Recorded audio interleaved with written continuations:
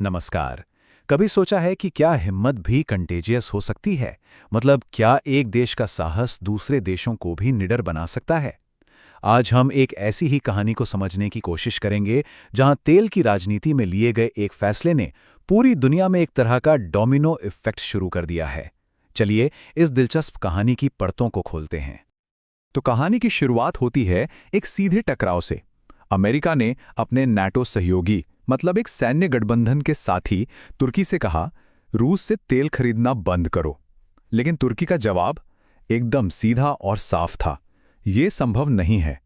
अपने ही एक सहयोगी देश से ऐसा जवाब मिलना वाकई चौंकाने वाला है। और देखिए, तुर्की सिर्फ मना ही नहीं कर रहा, बल्कि अपनी बात पर पूरी तरह डटा हुआ है। उनके ऊर्जा मंत्री ने साफ साफ कह दिया है कि देश की ऊर्जा सुरक्षा उनकी पहली प्राथमिकता है। उनका तर्क भी एकदम सीधा है कि वो अपने नागरिकों को ठंड में नहीं छोड़ सकते या फिर देश के उद्योगों को ठप नहीं होने दे सकते। पर सवाल ये उठता है कि तुर्की को अचानक इतनी हिम्मत मिली कहाँ से? क्या वो पहला देश है जिसने ऐसा किया है, या फिर कोई और है जिसने ये रास्ता पहले ही दिखा दिया था? और इसका जवाब है भारत।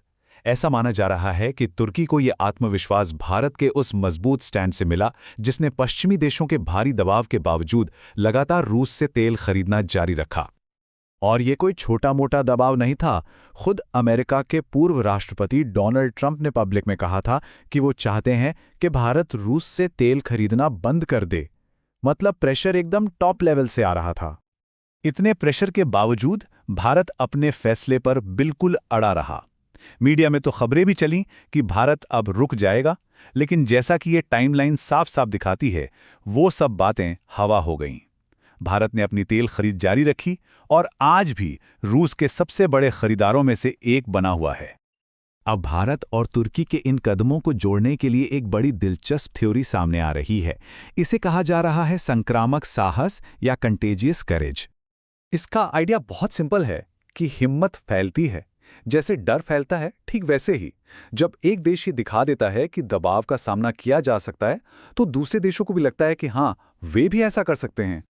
जियोपॉलिटिक्स की भाषा में इसे संक्रामक अवज्ञा का सिद्धांत कह सकते हैं। मतलब जब एक देश किसी सुपर पावर के दबाव का सफलतापूर्वक सामना कर लेता है, तो वो दूसरों के लिए एक मिसाल बन जाता है।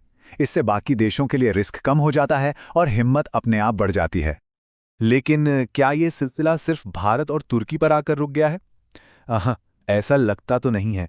ये जो असर है, ये अब और भी दूर तक फैलता हुआ दिखाई दे रहा है।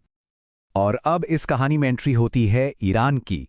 ईरानी मीडिया की एक रिपोर्ट एक और नया मोड़ लेकर आती है। हालांकि ये ध्यान रखना जरूरी है कि ये जानकारी ईरानी सोर्सेस से आ रही है। ईरानी अधिकारियों का दावा है कि भारत ने 2019 के बाद पहली बार ईरान से तेल खरीदना फिर से शुरू कर दिया है।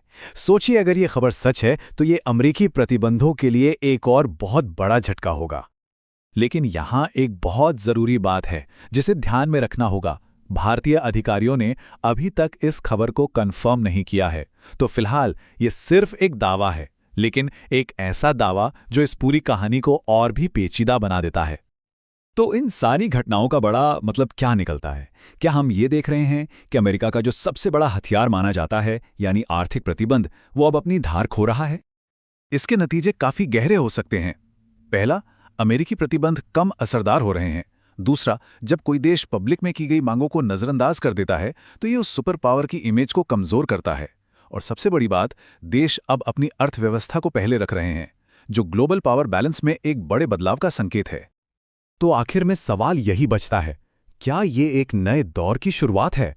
एक ऐसा दौर जहां देश अपनी जरूरतों को किसी भी सुपर पावर के दबाव से ऊपर रखेंगे?